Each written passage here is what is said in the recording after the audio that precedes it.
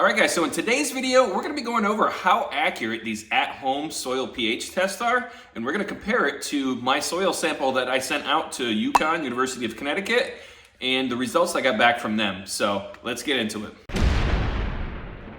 This is a soil test kit, and this will test the pH of the soil. Now, this comes with a little container here, a dropper, and some of these little capsules here. First you want to do is you want to remove the cap from the top of this container. Okay, now to perform this test, we want to fill up to this fill line right here in this left smaller chamber. Now they say to take some soil and let it dry out before you perform this test. And then you take one of these little green capsules that it comes with, and you want to separate the capsules carefully and then dump that powder over the top of the soil sample. Okay, you'll see it's like a white powder in here. Now our next step is to fill with distilled water up to this little fill line right here. And they give you a little dropper to do that. And it's about 3 dropperfuls to fill this up to the line. And then the next step is to take the cap. You wanna put the cap on here. Make sure it's on here really good. It is kind of like a rubberized cap, so it seals it pretty well. So we're gonna shake this up for about a minute, and then what we're gonna do is we're gonna set it down, and we're gonna let it sit for exactly a minute. You can kind of see the color is probably between the 6.0 and 6.5 for the pH of the soil.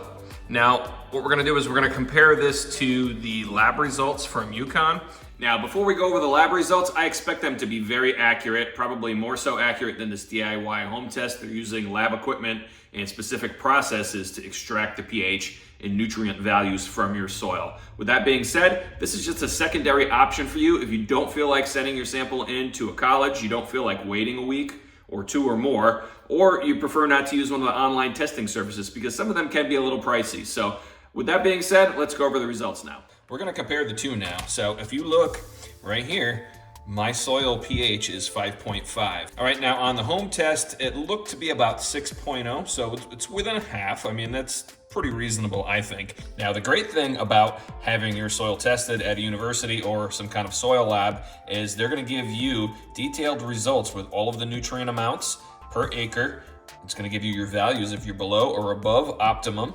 It's also gonna give you your limestone amount if your soil is acidic, how many pounds per 1,000 square feet that you need to add to get to a certain target pH. And it's also gonna show you how much lead and all of these other elements. So it's a lot more detailed than the home test. Yes, it does take some time to come in. So if you can wait, I recommend doing this, but the DIY test is a great alternative. All right, now in conclusion, is this accurate? I definitely think so. I think it's accurate enough for the casual homeowner. If you don't have a college close by that you can send your soil sample to, or if you just don't want to use one of the online services for soil samples.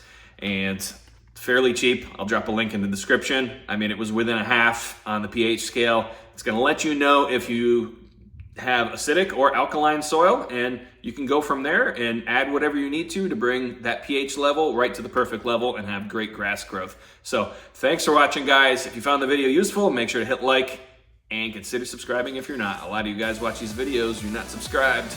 Hit that button, man, it helps me out. But until next time, thanks for watching.